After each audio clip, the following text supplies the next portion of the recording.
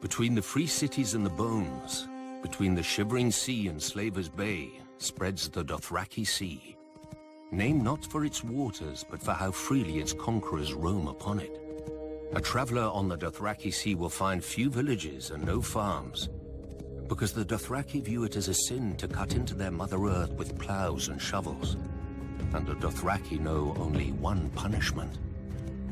The closest the Dothraki approach to civilization is Vaes Dothrak. Though to outsiders it doesn't look like a city.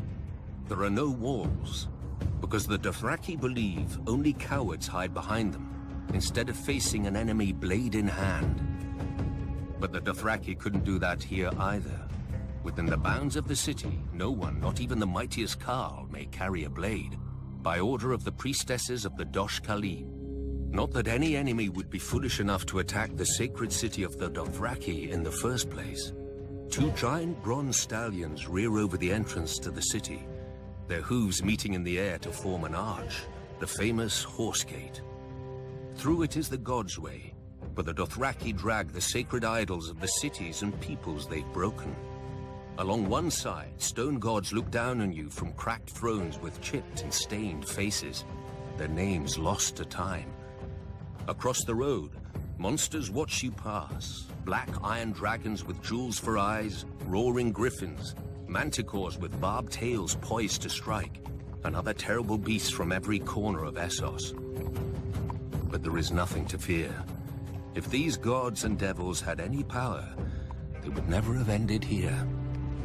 Not all foreign gods in Vaes Dothrak are broken.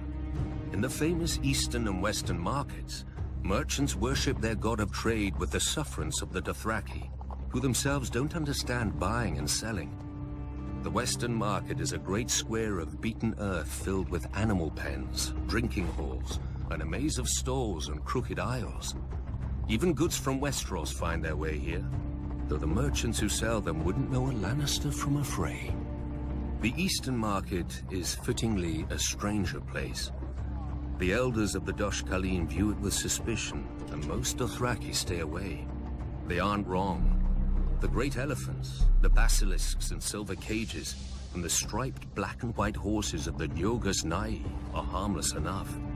But I can see how the elders wouldn't want their younger members to see the warrior maids of Hir Kun, who wear iron rings in their nipples and rubies in their cheeks, or listen to the Shadow Men, who cover their bodies with tattoos and hide their faces behind masks and whisper dark secrets for a price.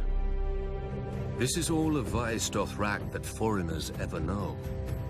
For only Dothraki are permitted into the inner city, where the Dosh Khaleen live out their lives. A blood rider, drunk on fermented mare's milk, once told me that the Dosh Khaleen are stewards.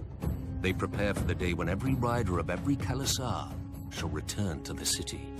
And the Dothraki truly will be one blood and one Khalasar again, under the greatest Khal of all, the stallion who mounts the world. He will ride to the ends of the earth and grind nations into dust, and take the whole world as his herd. Or so the prophecy goes. Yet the world is vast, with many places a horse can't go.